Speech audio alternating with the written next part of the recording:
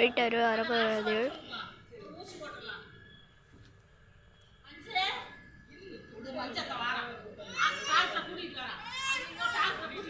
வரப்போறாரு இங்கே போறாரு.